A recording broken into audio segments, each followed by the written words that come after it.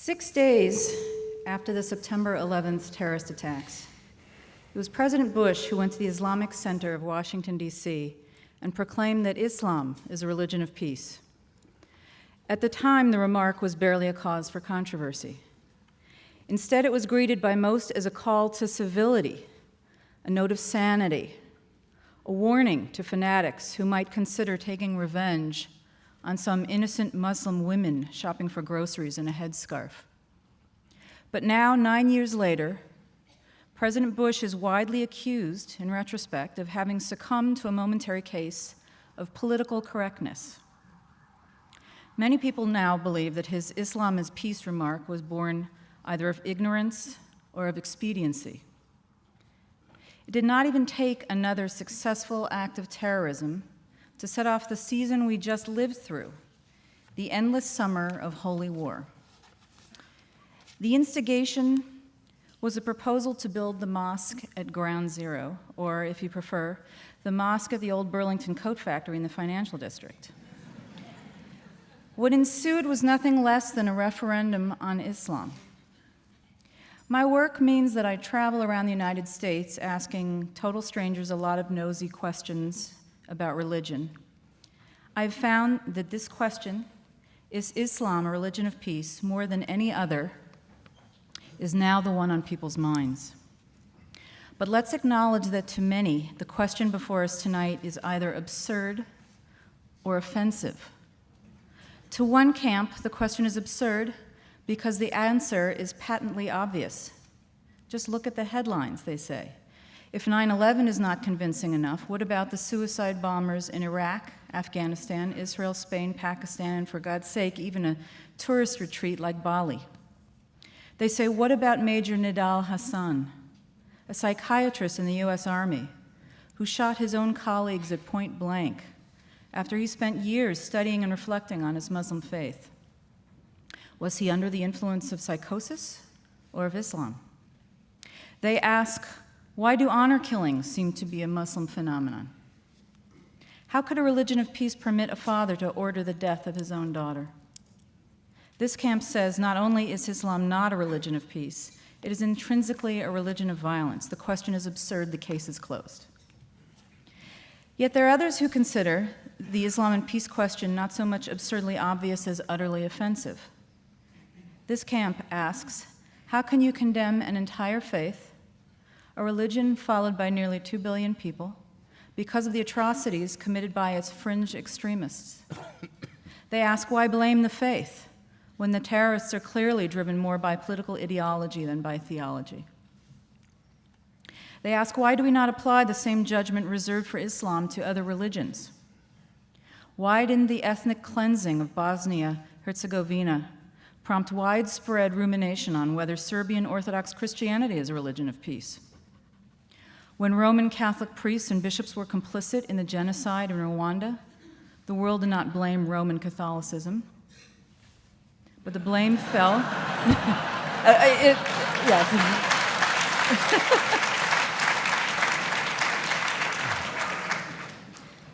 God is not great. But for most, except for your wide readership, the blame fell on a few rogue clerics. Why do we make such fine distinctions when it comes to religions, other religions, but not with Islam? This camp asks, isn't the Old Testament laced with calls to violence as explicit as those in the Quran? Why do we explain away the warlike verses in Deuteronomy and Leviticus as a product of their time and culture when we do not excuse the sword verses in the Quran? Whether you think the question before us tonight is absurd or offensive, no matter which camp you're in or neither, or whether you think it's appropriate, I'm hoping that what we accomplish tonight is to cause every one of you at least one disconcerting moment in which the preconception you arrived with is shattered. So our format tonight will allow Mr. Hichens and Mr. Ramadan each 10-minute opening statements, followed by a brief rebuttal, and we'll have a longer period for discussion, and then open it up for questions. I hope you'll have some good ones.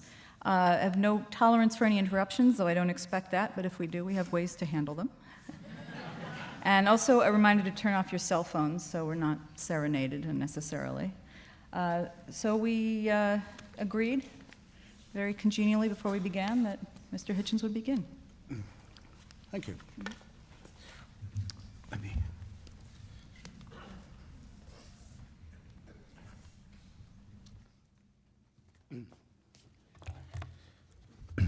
Assalamu alaikum. Shalom. Welcome back to the United States. Thank you, Laurie, for your introduction. Thank you very much, ladies and gentlemen, for coming. I have to be brief, so I'll be terse. Like a number of people who are students of religion, I've spent a lot of time lately, as you should if you have the opportunity, I recommend it very highly, with Professor Dermot McCulloch's History of Christianity. Marvelous work of scholarship and literature, written by a mainstream believer, extraordinarily broad and deep, in which he ponders one very important question, the only one I've got time for now. What happened to the word Christendom? Remember, there used to be such a term. It used to extend across the world, and the hope is that it would extend even further. And it was unironically used to mean those areas of human civilization, and areas yet to be civilized, of course, where the word of Jesus Christ reigned or would reign. And it's all gone. The word is never used except historically or sarcastically now. And McCulloch doesn't say it ended because of the Crusades, though he could. It didn't. Crusades didn't kill it. Not because of slavery, mandated by Christianity. That didn't kill it either. Nor the mass murder of colonial subjects in the yet-to-be Christianized world. That wasn't sufficient. It didn't really end, he said, till 1914, when all the Christian empires of the world, Austria-Hungary, Germany, France, Britain, France is a slight exception to this, but only a slight one, and Russia, all of them commanded by Christian emperors, and calling upon their subjects as Christians, went to war with each other and very nearly destroyed the whole human civilization, and certainly reduced it to a point where we can't guess where we might be if it hadn't been for this extraordinary outbreak of barbarism. And out of that came the terrors of fascism and of Stalinism, of which it was the seedbed as well. I mention this partly because I want to maintain that there's no such thing as a religion of peace by definition. And second, to point out, and that its best historian has to admit something that if I was a Christian would make me humiliated. But because there was another empire involved in that war, the Ottoman Empire, which also came to an end, its other name was the Caliphate, the Muslim Caliphate. It went to war on the side of German and Austrian imperialism and Hungarian imperialism, and it lost not just the war, having proclaimed a worldwide jihad against Christianity, except for German and Austrian and Hungarian Christianity, which were its allies. And it didn't just lose the war, but by 1924 had been dissolved by the Turkish leadership, by Ataturk. It lost the caliphate. And that's the only one that still has supporters. The other Christian and religious empires have all gone. But the caliphate still has fans, not just in the Muslim world, sometimes referred to by Muslims as the Dar al-Islam, the House of Islam, but also in what some Muslims call the Dar al-Harb, the House of War, the part of the world that isn't yet Muslim. There are caliphate clubs in London now and Berlin and elsewhere, quite important ones. And what I want to know is why that is and what we should think about it. Believers in this fantasy have, Laurie's spared me the need to say much of this, have committed extraordinary atrocities in Istanbul, in Madrid, in India, in the Philippines, in Indonesia, and of course in our own fair city. And the pretexts for it vary. They can be, the excuse for the mass murder can be that Australia has helped East Timor become independent from Indonesia. They can be that Newsweek has printed a false story about the desecration of a supposedly holy book. You never know what it's going to be next. But everyone knows to be careful about it, and everyone understands that the threat of violence that backs it is believable. And that's my opening position. Now, you will say, I can hear it already being said, you may be saying it already to yourselves because the defense mechanisms kick in.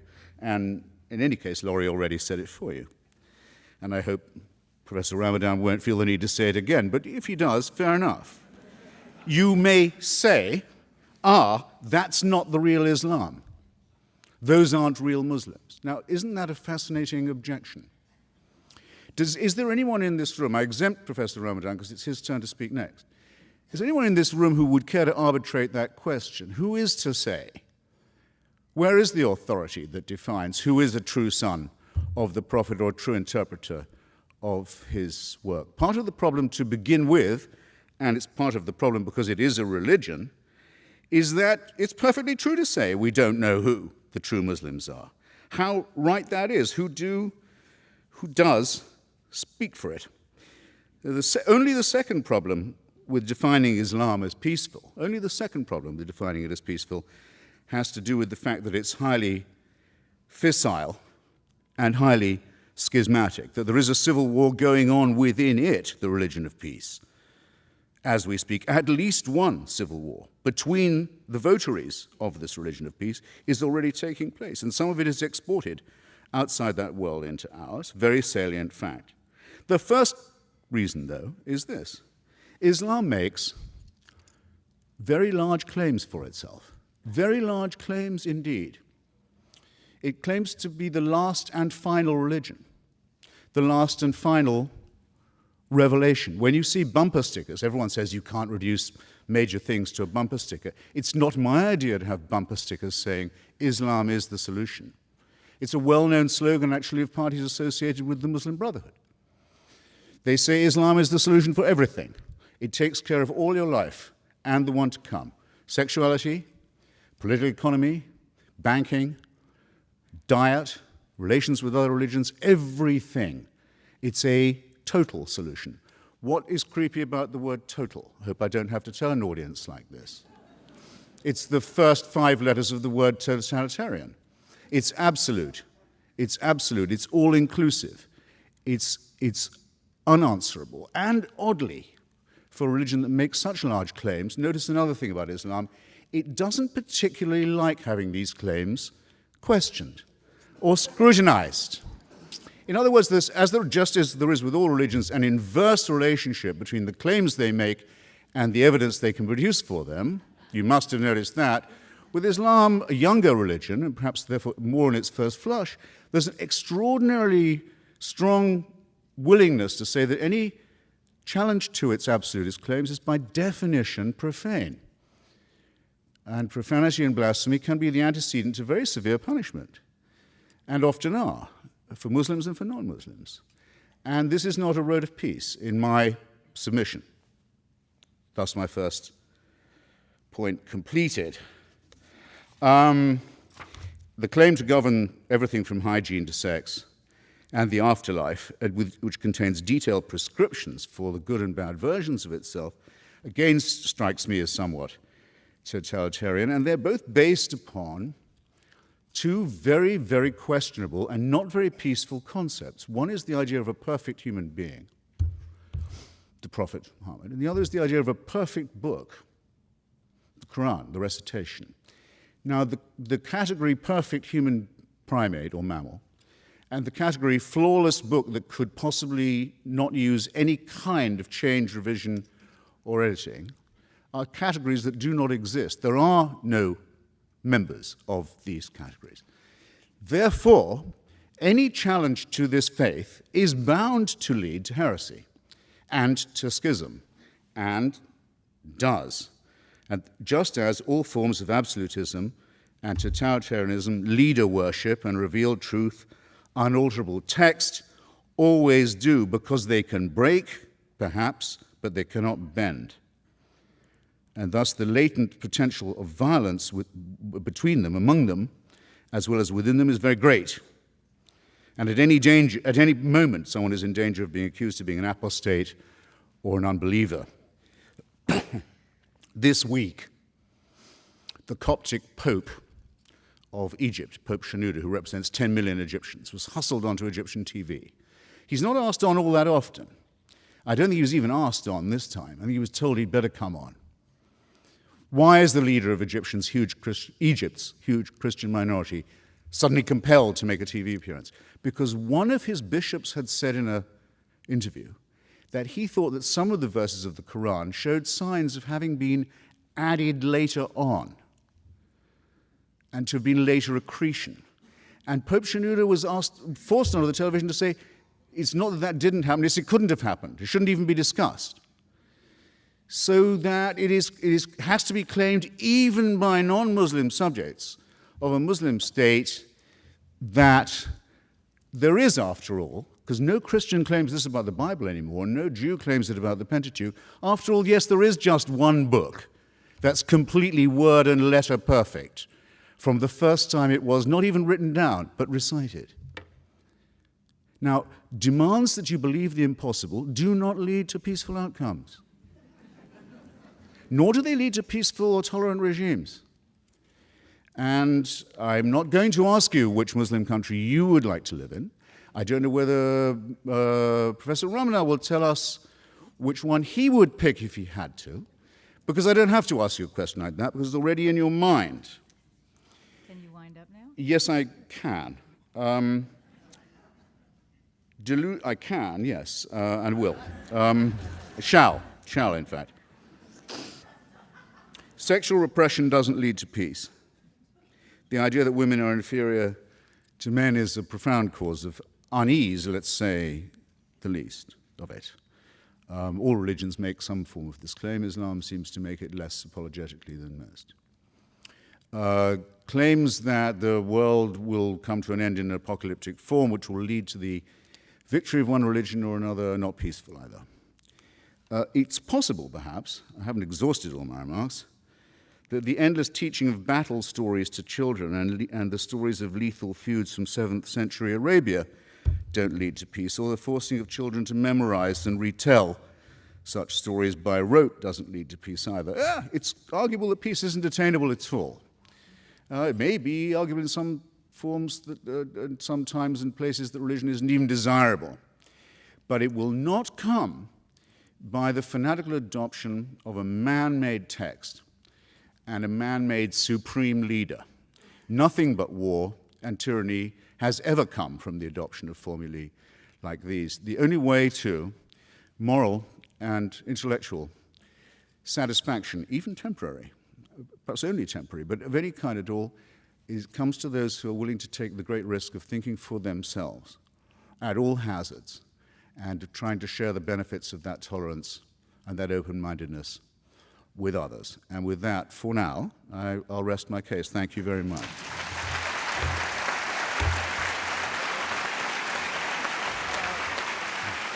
12 minutes for yourself.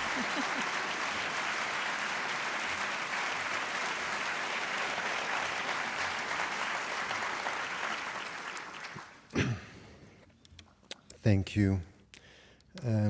First, thank you for this invitation here this evening, and I really also want to thank once again Oxford University Press for organizing my visit here in the States, and I won't forget ACLU and others who helped me to struggle for my rights for being here in the States and being able to speak, to listen, and to contribute to the American debate or the Western debate. And I know that among us, Jamil Jaffer is here, so I want to thank you again for this support. Let me go straight to some of the points, and I'm not going to respond straight away to some of the claims, on all the claims, but during my talk, as it is the introductory speech, let me highlight some of the points. When I got the question, of course, as a Muslim and as a believer, but as someone who is coming from within the realm of religions, it was quite clear that to put it that way was not the right question to ask. Is Islam a religion of peace, or is Christianity, or is Judaism, or is Buddhism a religion or a spirituality of peace, doesn't mean anything for me. It's not the right question. It's not the accurate question.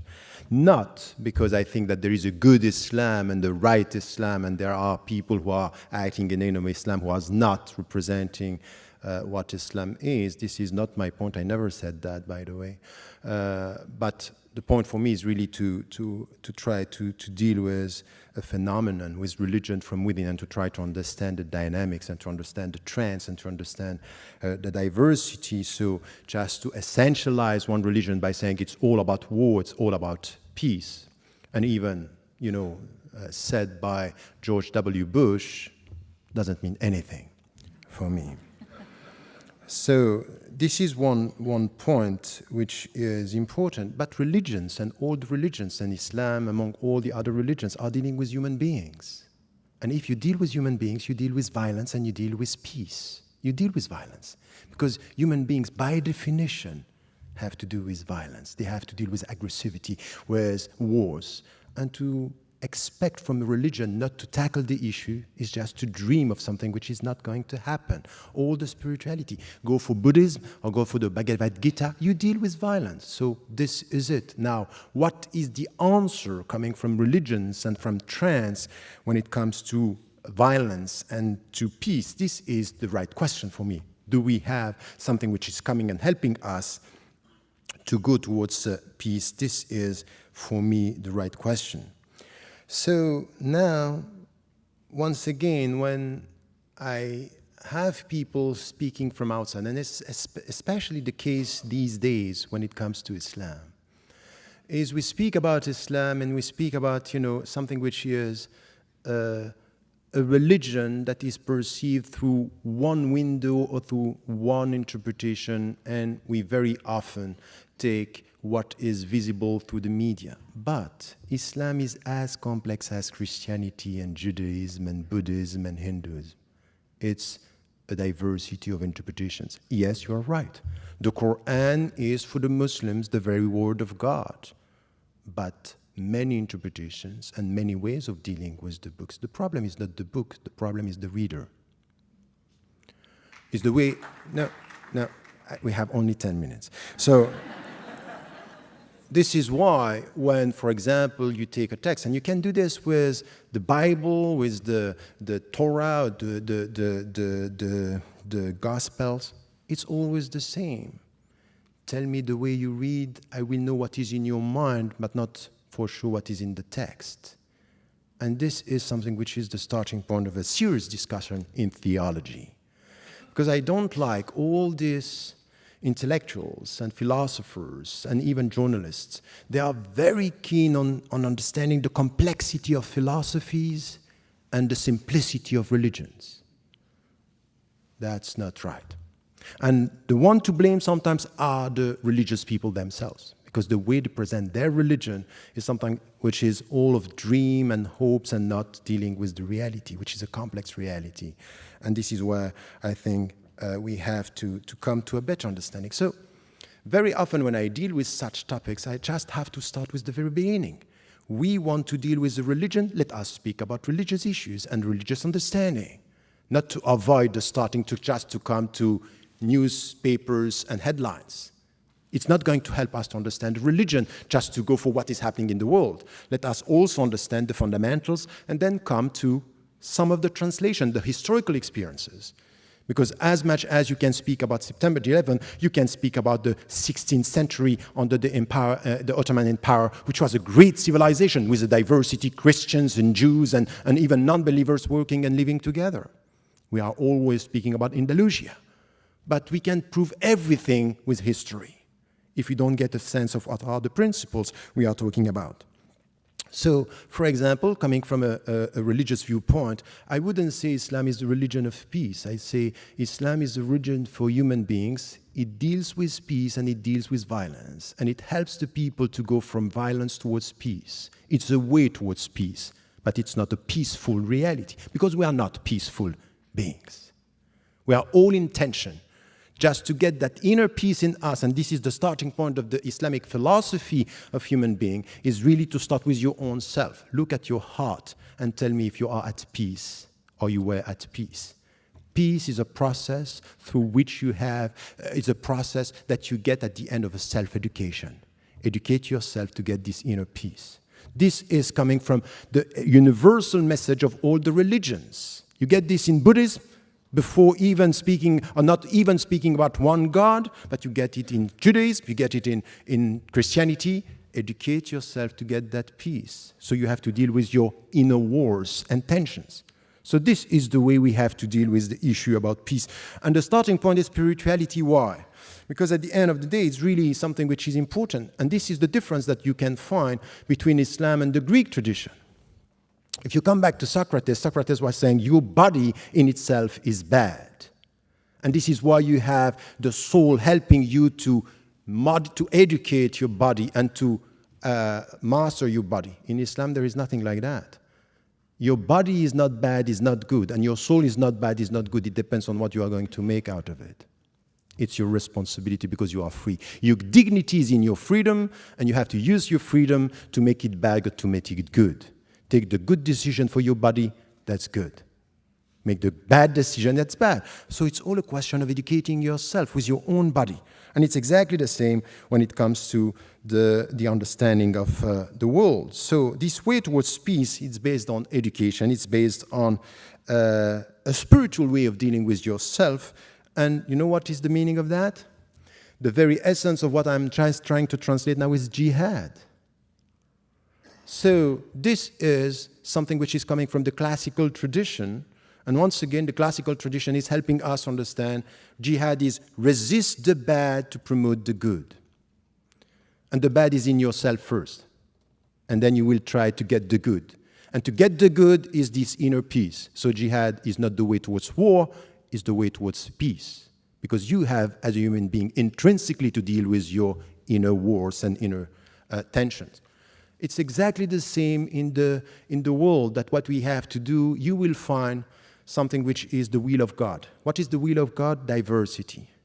He made you tribes and nations in order for you to know each other. But you know the risk of diversity? It could be lots of knowledge and potential wars. So you have to educate yourself to live with others and with this diversity to know each other. So you can look at Islam saying, you know what Islam claims? It's the last and final religion. It's not enough to end with this sentence. The most important thing is what Islam is saying about the other religions.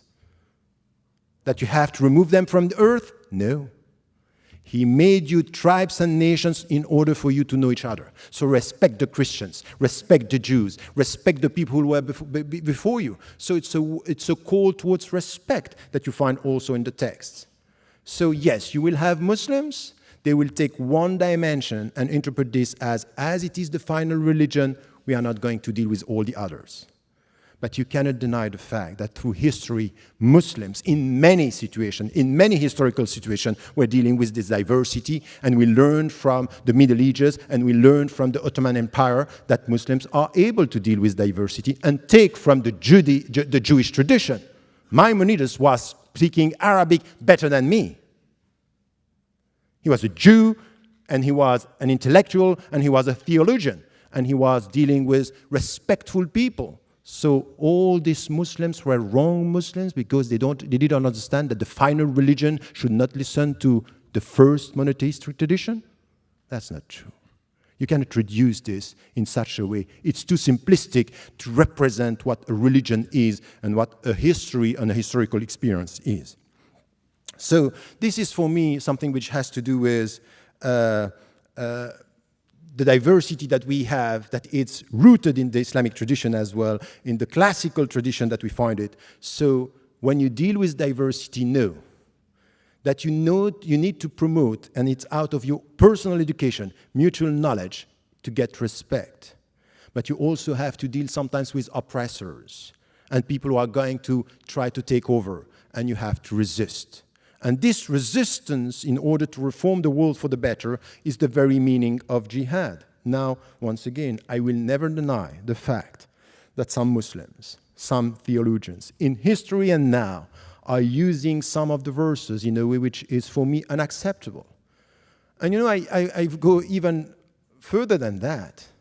Just after September 11, when I was invited by Time, I came here and I was asked about this. I said, you know what? It's not only not good and not Islamic, it's anti-Islamic what they are doing. It's against my religion. It's against the principles. So I'm not saying this is the good religion and this is bad. I acknowledge the fact that they are interpreting the text in a way. But what I'm saying from where I am, from within my tradition, is this is anti-Islamic. This is not the right way to deal with the text. So you cannot reduce this into something which is, oh, the only right Muslims are the Muslims who are acting the way I believe Islam is, meaning bad. I think it's not fair. It's not a discussion that we can have. So let me come to my conclusion here. At the end of the day, if you go through the text and you understand the philosophy of this way towards peace, dealing with your own wars and inner tensions and the tensions within the society, you will find interpretations within Islam that are promoting something which has to do with peace without avoiding violence, because we all have to deal with our violence. This is something which is important, and in history you will find the examples for this and for that. So don't rely on history. With history you prove whatever you want. But at the end of the day, this is exactly the case for all the philosophies. All the people who are promoting human rights, we all have to do something which is out of humility to check our people. Because with the best means, you can promote the bad or the worst attitude. In the name of human rights, we want to kill people. In the name of human rights, we can promote and support the war in Iraq and Afghanistan, where so many innocent people have been killed. And I said it from the very beginning, never forget that the blood of an Afghani or Iraqi innocent man or woman is as valuable as the blood of an American innocent man and woman. No discussion about this. So the best ideology in the name of human rights, in the name of democracy, could be used by people to promote the worst. So let us be humble, instead of criticizing one religion and one ideology, to know that in our universe of reference, you will find people using our texts, our values, sometimes for the good, and sometimes for the bad, sometimes for peace and sometimes for war, sometimes for dignity and sometimes for money, sometimes for protecting freedom and sometimes for geostrategic interests. It's not right to essentialize by saying, oh, all the wars on human rights, for human rights, or all these philosophies are right or wrong, or promoting a philosophy or a religion of violence. I think that these kind of conclusions are very dangerous because they don't give us the opportunity to find in any single religion, in any single philosophy, people of goodwill. These are the people who can talk to each other, understand each other, and make it possible to live in diversity and in mutual respect. Thank you.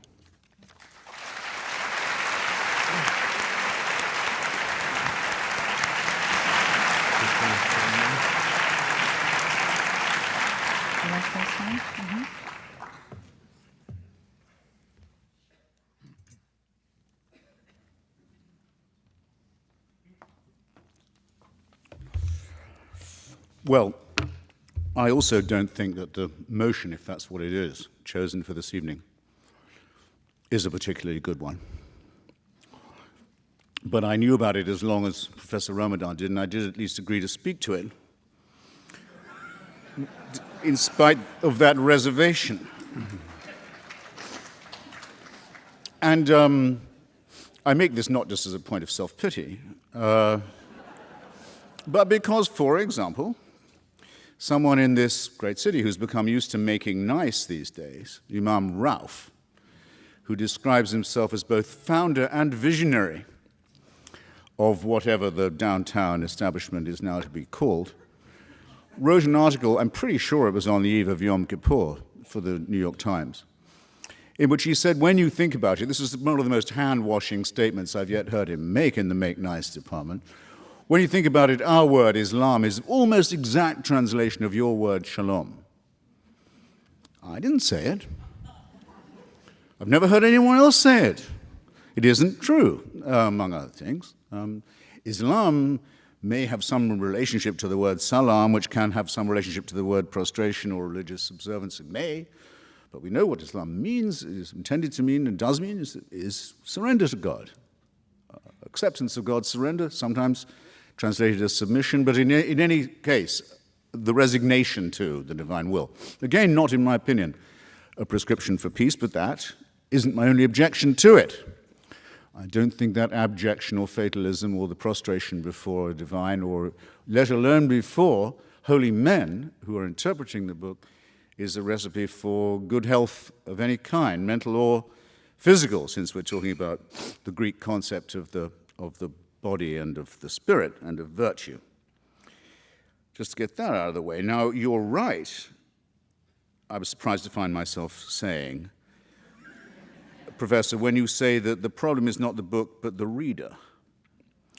In the case of the Quran, that is certainly true of me. It's true probably of every book I've ever read, that there are difficulties I have with it or capacities I don't have with which to approach it or understand it. But if I'm reading the Quran, I certainly say, well, I can't tell whether this book is the Word of God or not. I can only doubt that there is such a thing.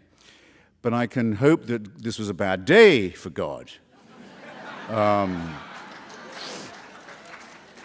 Can't I? And I can hope to live in a country where I can say that and get applause.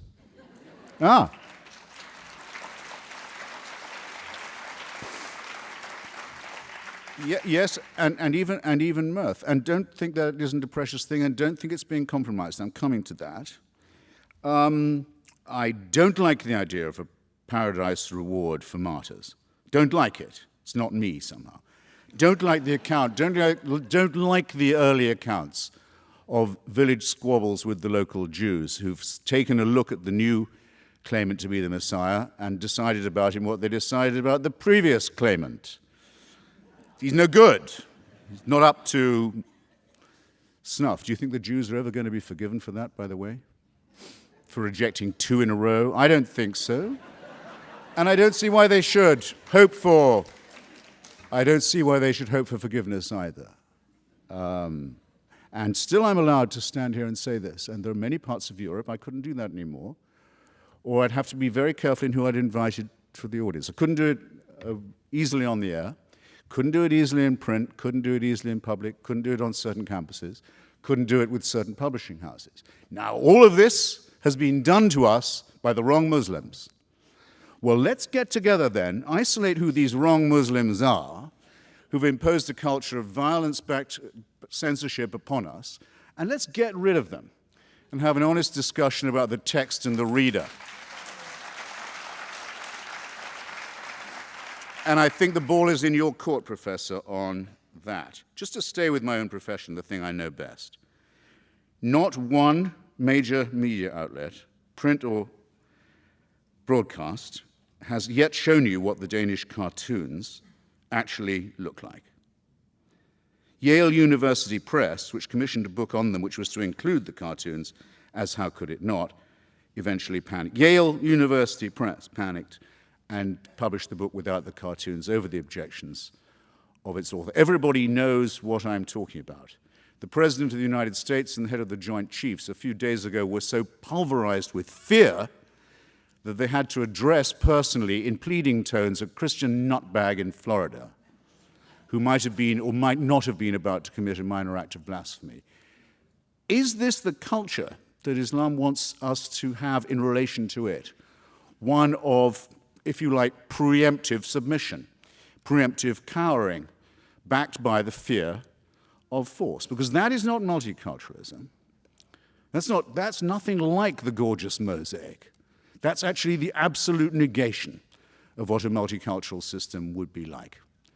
And a multicultural system has to look rather askance, I think, on a religion whose preachers and websites openly make threats against people like myself, against the Jewish people, against the Hindus, who, for heaven's sake, aren't even monotheists, can be killed on almost any pretext, against, and a very important point, and I have to make it, and against the wrong kind of Muslim. Now, Professor, don't, I'll say this as mildly as I can, don't, you may not be aware that you were, and I'm certainly, I don't want to increase the area of unexpected offense-taking that's been so hugely broadened by the sensitivities of a religion that has the answer to everything. But I'll just say I don't greatly care to be told, as if I didn't know, that an Iraqi life is as precious as an American one.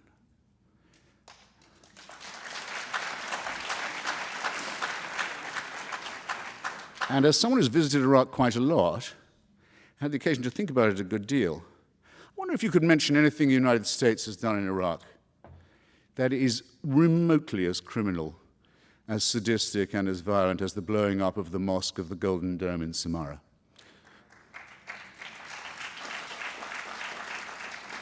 One of the holiest sites in the Muslim world, callously blown up by Sunni forces in alliance with forces who, perhaps I'd agree with them for once on this, were fascistic Baathists. Probably they got the weapons and the high explosive from them. That makes it worse, surely. Intending to start and successfully, in fact, initiating a civil war in which countless thousands of people have been killed, religious processions have been fired upon, funerals have been fired upon, Qurans, without number, of course, been incinerated, much more importantly, children, old people, and civilians. Now, where is, I just wonder, you must be able to quote it to me. Where is the Sunni fatwa against this conduct? Where is it? Where is the authoritative statement of moral outrage in the Sunni world saying this is not acceptable behavior for followers of the Prophet? I missed it. And so apparently did the followers of the Prophet miss it, because they keep on doing this all the time. They were doing it before the United States got to Iraq, and they'll be doing it after we've gone. So I'm sorry I won't be talked to in that tone of voice. And I want to know, I repeat my question, who has the authority to issue fatwas?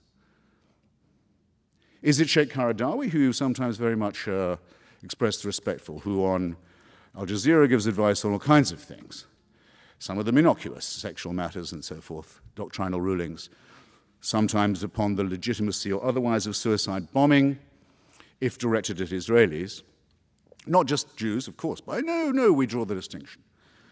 On the other hand, Hamas, which does the suicide bombing, doesn't draw the distinction. If I can't issue a fatwa against Hamas, if I'm a Muslim, if there's no one who will and they won't, surely someone could say, we don't think Hamas should have on its website and manifesto the reproduction of the protocols of the elders of Zion, a Christian fascist fabrication that is one of the warrants for the Nazi exterminationist solution. I mean, surely that's a question for the UN Anti-Racism Committee on a spare day. Or since that spare day never seems to come, for some Muslim authority to say, no, brothers, don't do that. It doesn't come. It doesn't happen. Look on the website, it's still there. Now, you would do better, I think, Professor, if you identified yourself as a member of a very small and critical and endangered minority. Someone who really is against all this and will say so, and will also decry the fact that the religion itself can't seem to throw it off. But you seem to have that a little bit both ways. Now, I'm going to have to very well. stop you so we can get to Yes, the so then my closing statement is this. If you want diversity, as much as the professor does, as much as I'm sure many people here do, religious diversity, cultural diversity, what you need for it is this. You need a secular state with a godless constitution like this one.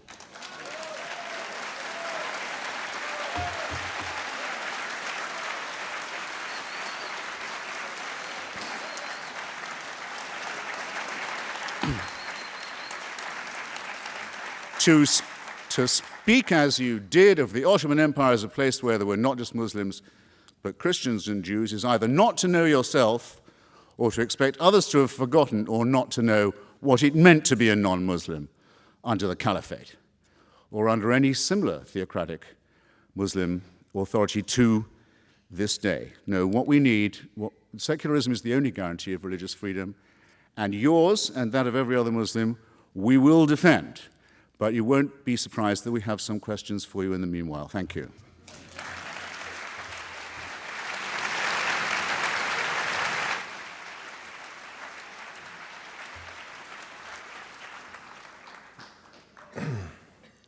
Okay.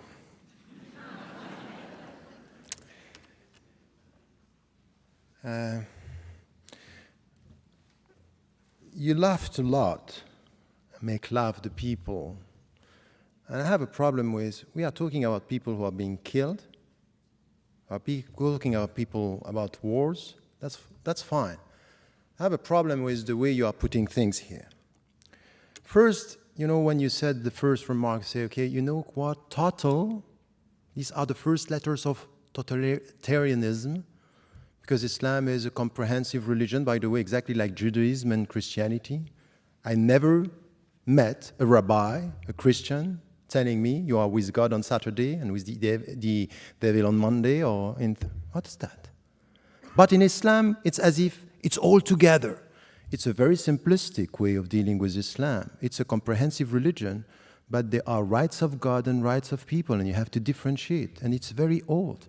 Come back to Alain de Libera, the French philosopher, telling you, you know what, separating authority between what is to God and what is to human being, it's coming from Islam. And this was taught and translated into Christianity in the Middle Ages, exactly the opposite of what we think. You may disagree, but at least acknowledge the fact that there are many interpretations in history that say Islam is this totalitarian. What's that? Auto, these are the first letters of autocratic. It's not an argument. It's not serious. And as I said, yes, it's, we are talking about reading. And by the way, it's for all the texts. It's the same for the Marxists. You know quite well about the Marxist tradition.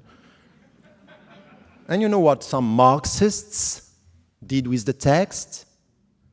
It means that everything that Marx wrote was bad? No. Once again, it's a serious matter here. When we are talking about interpretations, I mean it. I mean that, yes, there are people using the text in a way which is not, and you have historically to acknowledge the fact that you yourself might have read some of the text, not in the good way.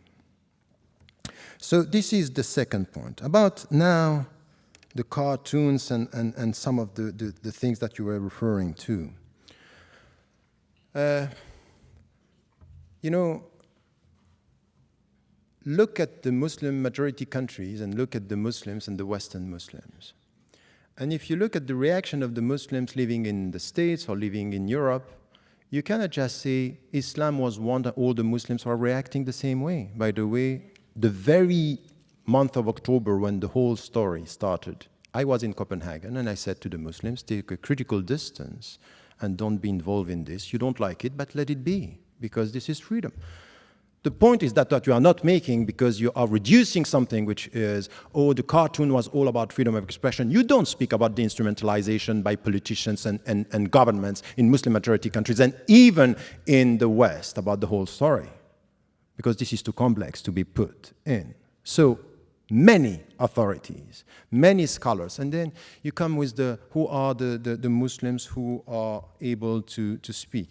If you read some of the things that I'm doing or writing, you would say that, yes, I acknowledge the fact that there is a crisis of authority in Islam. But please, don't tell me today that you didn't hear the Muslim voices around the world criticizing and saying this is unacceptable to kill the people in the streets in New York, and the condemnation was widespread by the scholars. If you don't hear, of course, there's, you know, not less than 12 councils of Muslim scholars around the world, from Amman to Istanbul to Paris, Dublin, were condemning this. It's as if they don't speak. Because at the end, when the people are calling to kill for killing, they are heard. But when people are condemning what is done in the name of the religion, it's as if they don't speak. It doesn't make the headlines. But I'm telling you that some scholars did it and said it, and I was one of them. And you know what is very interesting in the whole discussion? That when the people like what I'm saying, say, you know what he's saying is good, but he's alone. Minority, it's open, but he's alone. But when the people don't like what I say, you know why? He has huge followers. So depending on if you like or not what is said, you have followers or not. So I can tell you something, that the mainstream Muslim presence in the West, in many Muslim majority countries as well, acknowledge the fact that they are critical towards the use of the religion. Now, many Muslims, yes, would support, and I did this, and by the way, I was banned from this country mainly for that, are saying, for example, that the Palestinian resistance is legitimate. And I said that, and I repeat this here. But I also said that the means used to kill innocent civilians and innocent Jews in Israel, I cannot accept that. Have you heard that? I said it. So, and I am not alone. I'm not alone. So once again, it's many interpretations. Listen to this and also be respectful of this diversity and the way the Muslims are dealing with this. So the fatwa, the legal opinions, are coming from everywhere when you speak about some of the issues, because you know it's sensitive, so you put it in a very simplistic way. Women, violence, Hamas, and all this together, it gives the impression, oh yes, this is right. But you don't give the people all the interpretation, everything which is done in every one of these fields, coming from the Islamic tradition and scholars of today, trying to improve the status of women, trying to condemn violence and to promote justice and peace. You also have to deal with this. At the end, you may have a problem with religion much more than with Islam. And to tell me at the end of your speech, the only right solution is a secular, godless constitution in the United States of America, I think is problematic. Because I don't think it's a godless nation here. There is a reference. So, no. Only the Constitution. No, only the Constitution. No, but I don't think that even the politician and even the president of the United States of America is referring to something which is a godless secular system. Or I don't understand all the speeches I listen to. But the point is that my way of dealing with the secular or separating authority, I don't have a problem with separating authorities. I don't have a problem with this. And it's even my solution in Israel and with Palestinians. I want one state where the people can live together under the same rule of law. But it's as if we agree on this in France, but not really in Israel, because it wouldn't be Israel. So it's a selective, not consistent approach. I want you to say this everywhere in that way, and then you are saying it, but I would say that the people who are uploading sometimes, they want this for some and not for all. So let me tell you something. I'm critical from within, and I think that I'm far from being the only one. And from within the Islamic tradition, listen to also, for example, the Western Muslims, who the way they were dealing with the September 11th, the way they were dealing with the cartoon crisis, the way they were dealing with fitna. Many of them were saying, no, don't be involved. In the United States of America, how the Muslims reacted to all this controversy on the mosque here in New York, or in burning the Quran Day. Listen, were they all violent? Or have you heard some voices of reason and peace in this country? I think if you are honest, you heard these voices of peace, of people referring to their religion and saying, we are Americans and what we want for this country is a peaceful, proactive existence and coexistence. I think that this is also coming from their ethics, their values, and you have to value this as being the future. So to dream of something which is a godless future, I think it's a wrong dream. But to be able to deal with all this diversity and to listen to the voices instead of rejecting an entity as something which is bad per se. Let us look at the people who from within are trying to do good with what they are and what they believe in. I think that this is the way forward for all of us, and this is the way I would put it for the future. And I'm not talking about wrong Muslims. I'm talking about a critical debate among Muslims, and I hope that you yourself, with the people who are supporting some of the views, you are also critical about the way you sometimes reduce the other to an alien presence, not helping us to get to a better understanding, a critical debate. Sometimes I'm just lost with the way you put things because the debate is closed before it started. Thank you. Right.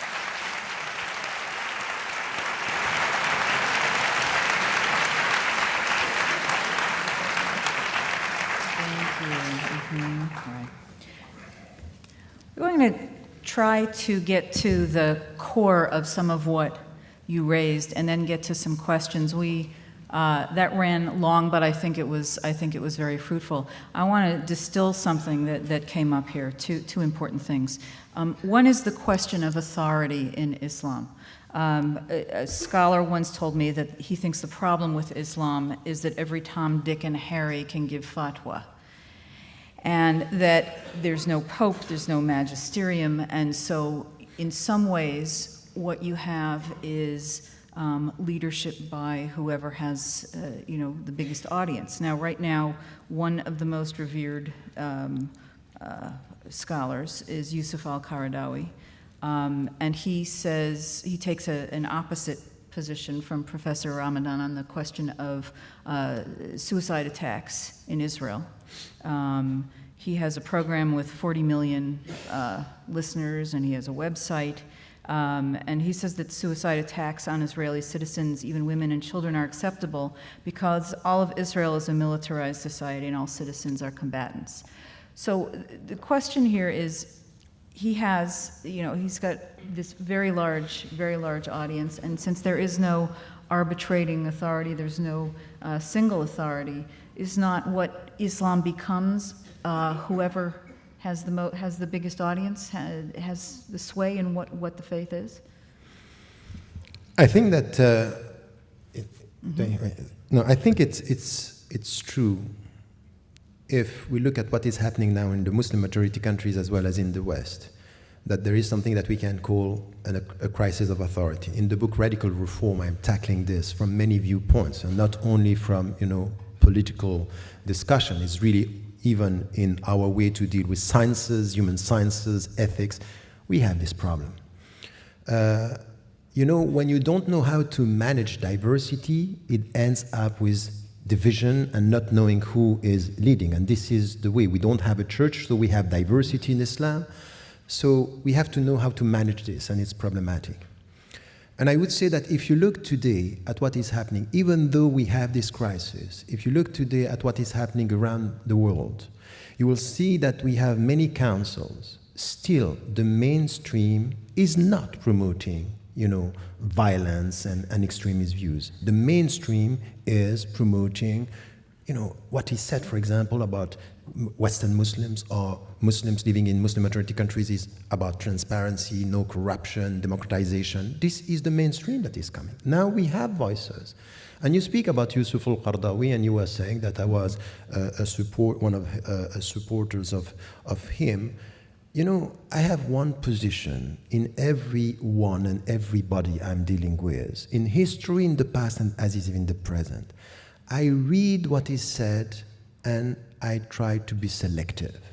So, for example, on that point, killing, I said no, I disagree. On identity, and when he once was very harsh with me saying, no, we have one identity and it's Islamic, I said, no, we have multiple identity. I'm Swiss by nationality, Egyptian by memory, Muslim by religion, European by culture. These are my identities. He didn't agree. So I talk to people, but I know that on this, for example, in Israel, I disagree with him, but you cannot reduce Yusuf al-Qaradawi in the world today to this position, because he had many other positions on women, on the society, on democracy. he is promoting something which is, he called democracy in the Muslim majority country, that you have to consider by saying, okay, on this we disagree, and on that we need to have a critical debate. You cannot just, because one position, we don't like one position, we remove the people from the landscape. No, they are part of the landscape and they are heard in the Muslim majority countries. So this is my position on that. Well, I'm certainly not going to criticize Islam for not having a pope.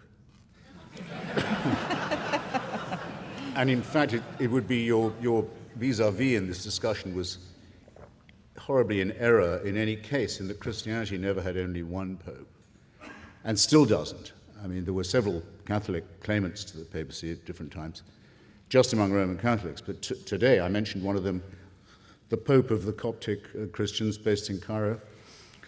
The Eastern Orthodox don't call their leader the Pope, they call him the Patriarch, but the Christian world is full of Pope types, usually anathematizing one another. The Pope is just the word that innocent Americans use for the man who claims to be the leader of the Roman Catholics.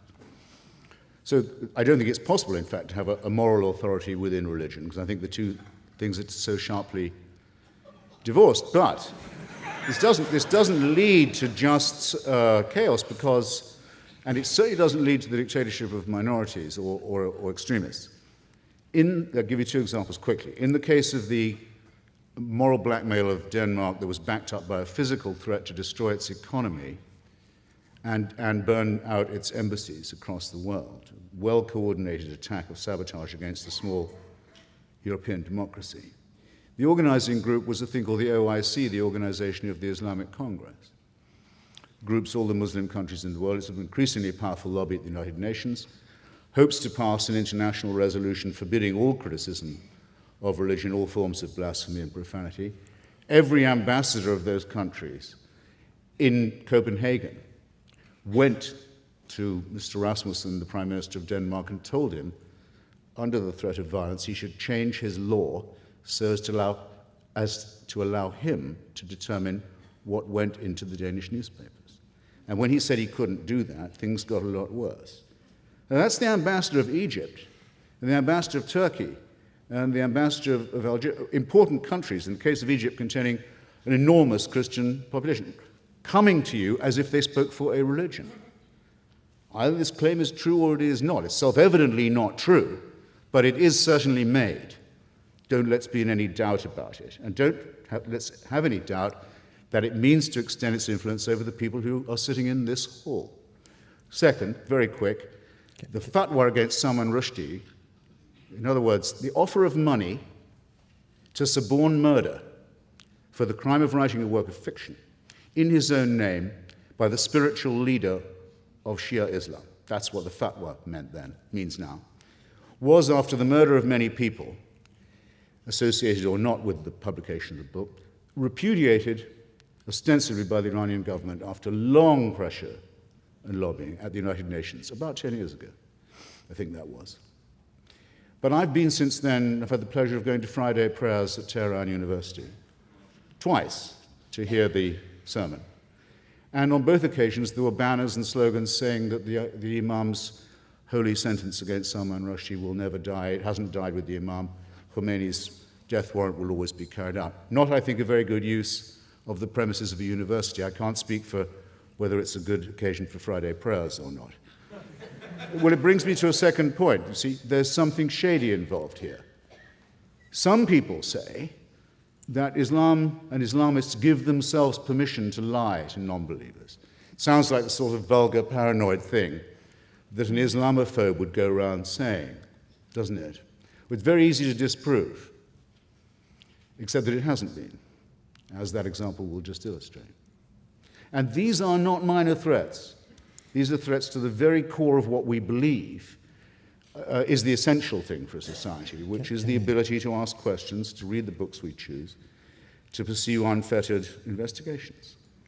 And these are flatly negated by the claims of a religion that says it is the answer to everything.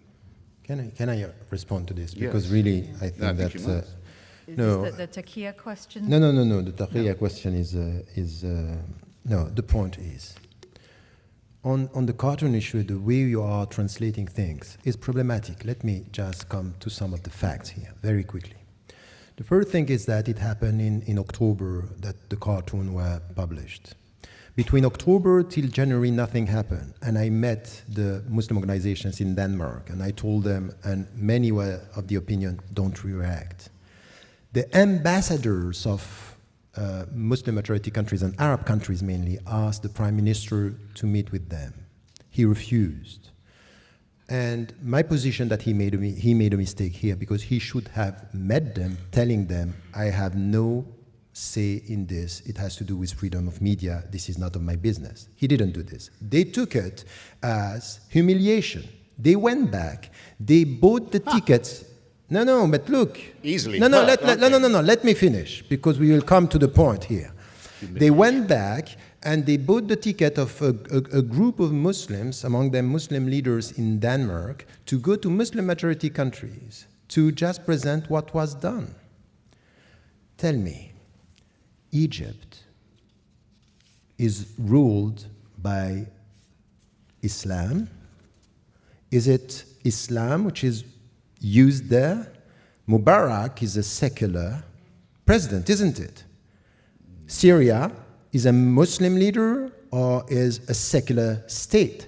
All the main societies where the government used this, because you know what happened, is it's easier to use the people to tell them against the West you can demonstrate, but not against the government, which is an autocratic government.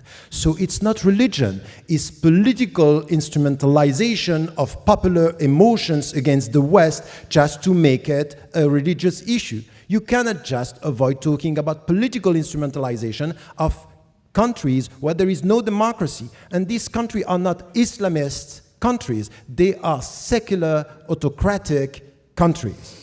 On your third point, I can't possibly disagree with you. Of course, there's a great deal of opportunism and demagogy, and I'm certain hypocrisy as well. And in fact, I will say that I've heard you and seen you saying that before, and I agree.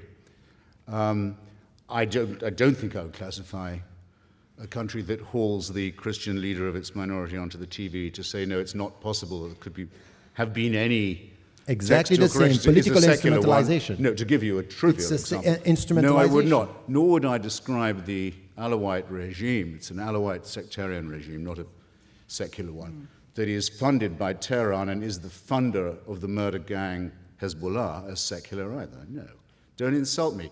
Not that it really hurts me that much. I don't feel humiliated or anything. All right, no, we're going to take some apparently the leader of a proud country like Egypt, when a demand he makes to interfere in the internal affairs of Denmark is not met, feels I'm sorry, just to end this discussion for me on my side is the only fact that you acknowledge that there is a political instrumentalization of religion and you say I'm right, that's enough for me. This is exactly what I mean. Good. Can we wind that one up? I actually think that... And earlier you were trying to tell me what Karl Marx said on the subject. Yeah. That's your job. Valuable exchange. I think that was worth hearing out. But I know that there are people in the room and also listening in from the satellite sites who want to have some of their questions asked. And a few of them are along these lines, and they actually are aimed at you, Mr. Hichens, because of your ringing endorsement, really, of a secular society and atheism. A question from Vail, Colorado. Do Jewish, Christian, or other religions have a greater claim on being religions of peace than Islam? I mean, is your beef really with Islam, or is it with all religion? Well, I'm sorry the comrade from Yale tuned in so late. I mean, late enough to miss the first 4 or 5 minutes of my 10-minute introduction, devoted to a close exegesis of Professor McCulloch's realization that Christianity had out-genocided and out-warred and out-crusaded itself, finally by 1914. If you care to pick up, I think you might be able to, and I'll sign it if you will, pick it up. My book, God is Not Great, you will find a discussion of the warrants for slavery, murder, genocide, and land theft that occur in the books of Moses, and that are an ineffaceable offense to any civilized person. and the reason why so many Jews are secular, at least one of the reasons.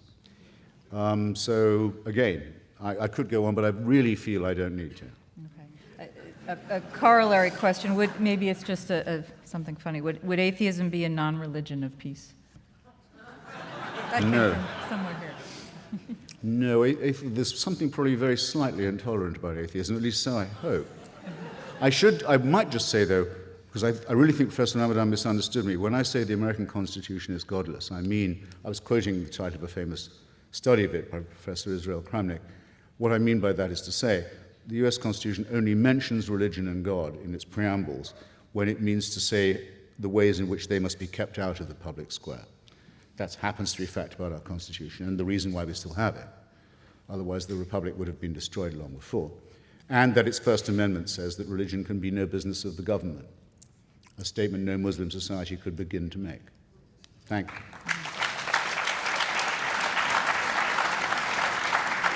But once again, you can just refer to the Constitution and you will have Muslims just referring to text and avoiding the practical consequences and sometimes the policies that are promoted in one country. And remember that the previous president, George W. Bush, was talking when going not for the same reasons as you, or not from the same source, because you were supporting the war in Iraq, but he was doing it in the name of God. So the Constitution here is not preventing someone from within to speak in the name of God, even if he's supporting exactly the same thing that in the name of the peace that you are promoting, you were for the war in Iraq. I mean, I can't imagine you're going to defend President Bush here. well, from that, from that charge, I can. No one was ever summoned to vote for the war in Iraq in the name of God, and the president's own church, as well as every other Christian church that I know of, was opposed to the war, for whatever little difference that might make. None to me. I think this one is for Professor Ramadan. Why are there no progressive Muslim majority countries with rights for women and homosexuals, etc.? Go ahead. No, I think that, once again, if you look at the Muslim majority countries, we cannot just have something which is a monolithic vision of what is happening. What is happening now in Muslim majority countries is really, before just looking at some dimensions of, the rights of women within or the rights of homosexuals, for example, is really to look at the situation in the whole society and the way it's progressing. Now we have the great majority of the Arab countries, they are under dictatorships. There is no freedom. Religious or secular society, this is the same for all. So if you look at this and you are expecting from within an evolution in this society, forget about it. Look now at what is happening in Turkey. Turkey is changing, moving towards something which is a more democratic system. And you see within that are rights and discussion and critical discussion that are possible. So I would say that you cannot essentialize history and say the Muslims cannot do this. It's evolving and it's changing, and it depends where you can have this kind of discussion. And the first, because there are priorities, the first is really to go towards democratization and transparency in the Muslim majority countries. And if you go to Indonesia, even though we are far from a perfect system, you have much more discussion in Indonesia today about the principles, the critical reading of the text than you have in Arab countries. So I would say it's evolving, there is no status quo, and now what is also interesting is look at what the Western Muslims living in democratic system, when they can express themselves, when they are enjoying freedom and they are not under the political pressure, what they are producing as the Islamic contemporary thought. It's moving. We are talking about citizenship. We are promoting women's rights. We are promoting the rights of the people to live and to be respected without discrimination. So look at the different historical setting and you can see that it's moving and it's changing, and there are new answers for new challenges coming from Muslims. Are you saying Turkey is moving in a progressive direction as it becomes more Islamist? Is that what you're saying? That's quite interesting, the way you translate what I said. Yeah. it says much more about what you think than what I said. But Well, wait.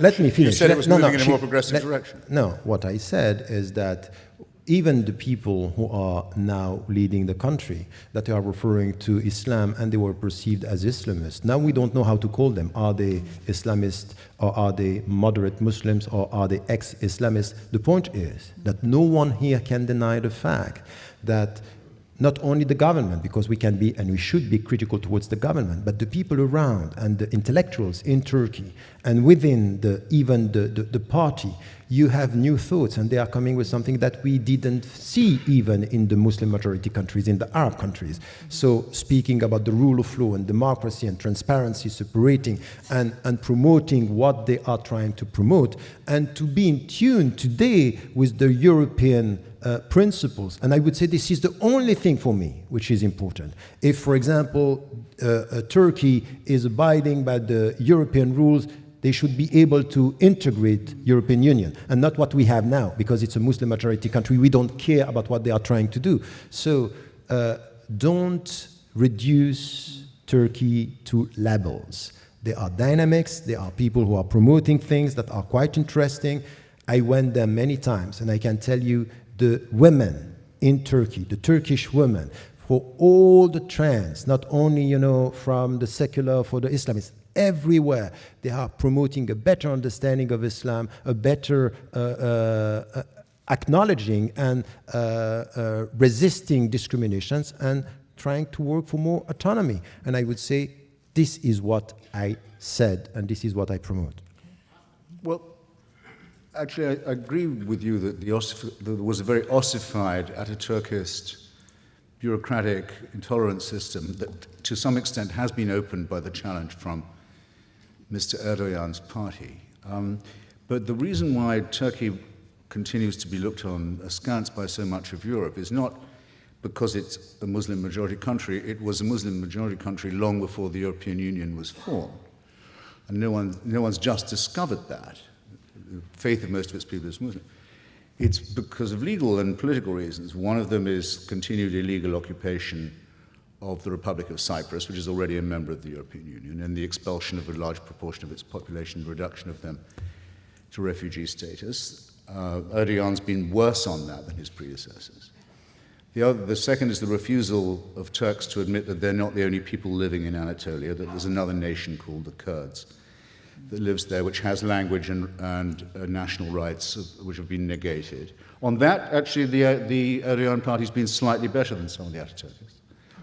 And the third is the continuing campaign of falsification and lying about the massacre, the genocide of the Armenian population. A continuing disgrace which Erdogan... Okay, we won't. Which Erdogan Let's not linger in has Turkey too long. spoken of in the most thuggish possible terms. A question from Pittsburgh here. Is there an acceptable literature of interpretation of the Quran similar to the Jewish oral Torah? Does that make sense?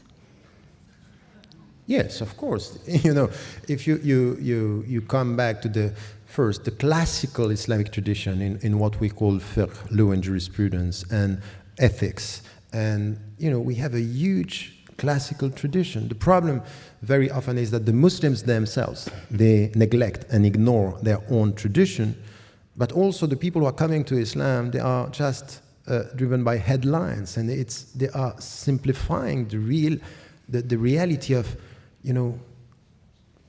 you can get a PhD in the States or anywhere in the West without having one notion of what is called Islamic philosophy. While the Islamic philosophers, the philosopher referring to Islam as much as Maimonides and so many, we only know Averroes because he's very close to us. But the fact that we refer only to him is just showing us how much we ignore about the others. Do you know that Descartes, who came with the rationality and doubt, himself read the thesis of Abu Hamid al-Ghazali, who was talking about doubt, and doubt as a sense of getting certitude and knowledge. Neglected, not known. And I think that the Islamic tradition is full of that. We have to reconcile ourselves with our past in order to come with a diversity of new visions for the future. And I think that this is missing for all of us. I would say that this neglectfulness towards history and tradition is a problem within the Muslim universe of reference as much as it is for Christianity and Judaism and all the other great philosophies and religions. We have a few questions here. I don't think we can avoid this tonight about Sharia. It's become a kind of an assumption among many Americans now that what Muslims are really after is the imposition of Sharia in every society in which they live, even Muslim minority countries. And it's not a lot understood about Sharia, but what is known is that crimes such as adultery, blasphemy, apostasy, and homosexuality are punishable by the death penalty. And to Westernize, this seems like a whole legal system that's a violation of human rights. So what is the intention with Sharia, especially for Muslims living in the West? Is the idea that eventually we get there and we all live under Sharia law?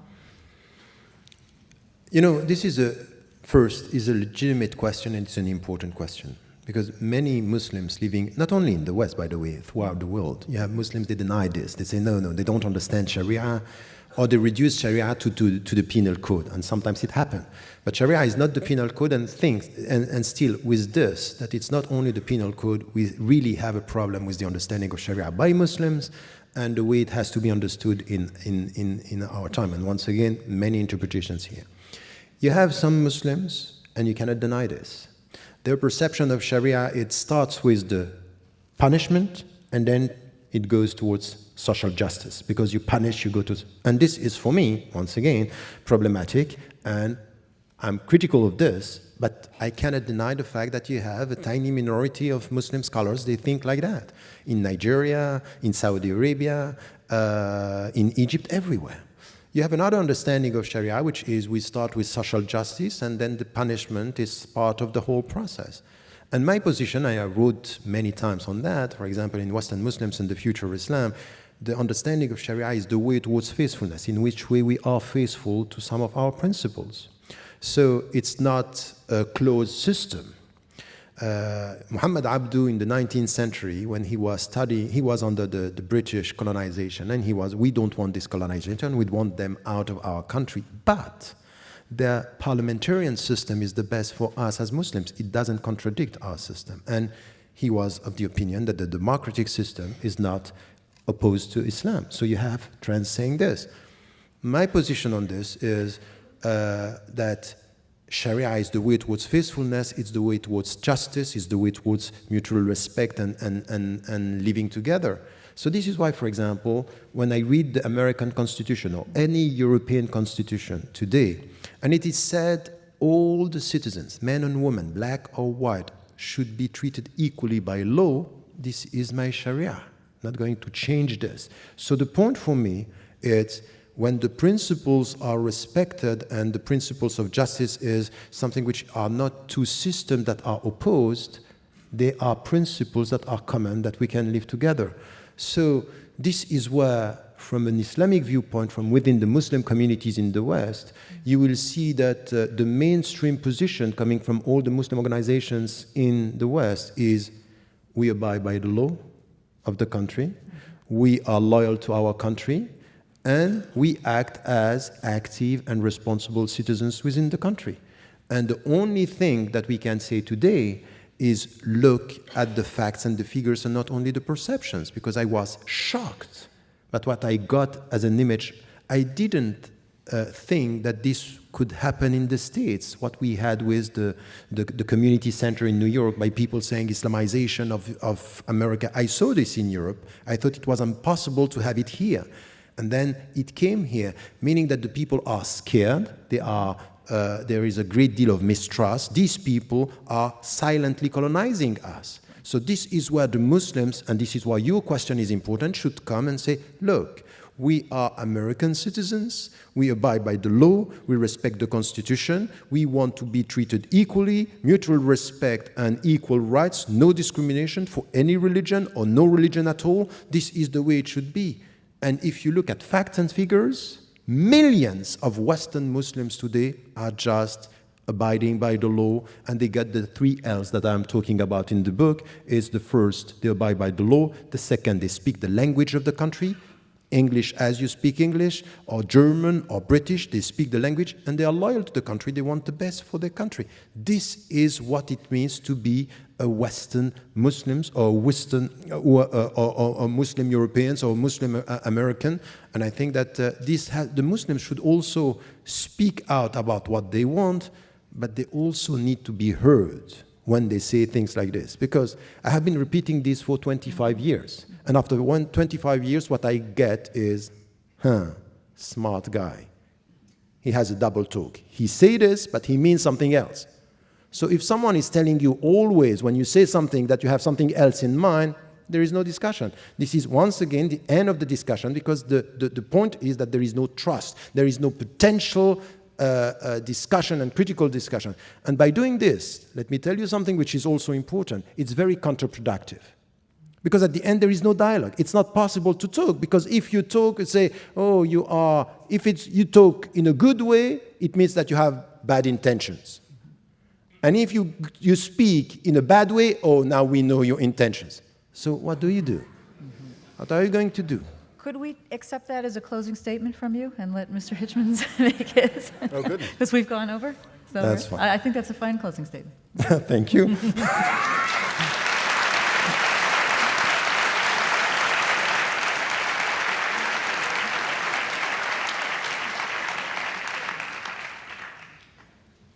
Do I get the same question? I don't mind. Would you like to close with that? On Sharia? It really is. I find No, it's okay, a big question. I like surprises. Well, Sharia just means law. I mean, all people who say Sharia law are making an elementary mistake, and of course it's not the case that every thief has their hand lopped off in Muslim society, or every adulterer gets stoned, and so on. And I'm perfectly sure that's not just because it would diminish the labor force so radically, or so to speak, disable it. I think it's more because of something I've claimed to notice elsewhere, which is that religion is man-made. And so there are enormous discrepancies in how these things are promulgated and also how they are enforced. And most countries and societies come quite early and easily to the conclusion that their own religions are, in one form or another, not really practicable. After all, in Saudi Arabia, a woman can't even drive a car, whereas in Iran she can vote, not for much, but she can, as much as a man can, let's say. Her vote can be stolen and degraded as much as her husband's or her brother's. There's an infinite variation. I don't know. I can't shake what I saw once on the BBC from someone whose career in London I followed. I don't know if you know him. You wouldn't like him. A guy called Anjum Chowdhury. He's a very well-known noisemaker around London, complaining about secularism, Judaism, all this kind of thing. And he'd been in trouble with the law a few times, and was interviewed on the BBC, went on about how nothing would change until the green flag of Islam was flying over Downing Street and Buckingham Palace and so forth. And was asked, I thought quite mildly by the BBC interviewer, he said, well, if this is the way you feel about Sharia and about total Islamic rule, wouldn't you feel happier moving to a country where they already had it? And which is, a polite question, but a rather cheap one. But still. What didn't prepare me for the answer? Chowdhury looked straight at the guy and straight into camera and said, what makes you think this is your country? I thought it was a very good question. Now, why do you feel, I think I know partly why you feel, why do you feel it's necessary to affirm that? And of course a Muslim should learn the language, should obey the laws, should observe the customs and so on. Most immigrants don't feel they, so to speak, absolutely have to say that. The answer, I suspect, is that it's embarrassing to notice that in places like as far apart as Sweden and as Spain, there are groups of people who say their countries should be part of the caliphate and that that's why they've come here. And if it wasn't for those people, you wouldn't be in this position. So it seems to me that in order to be consistent, you should fear them and dislike them, find them morally and intellectually repulsive, at least as much as, if not more, than I do. And I don't say that you don't, but I do think that that is the urgent priority. On the lady's question about where would be the best country to live if you were a Muslim and wanting to be a member of a sexual or gender minority, or I think she said a female or a homosexual. So hard to confuse. Actually, the easiest place for you to live in that case would probably be, I was thinking about it while Professor Ramadan was talking, would probably be, this will be my closing statement, would almost certainly be either Bosnia-Herzegovina or Kosovo.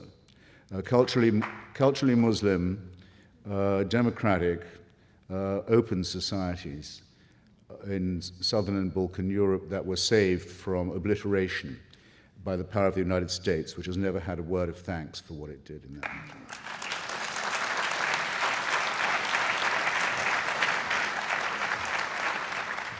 And which remains a secular country with a godless constitution.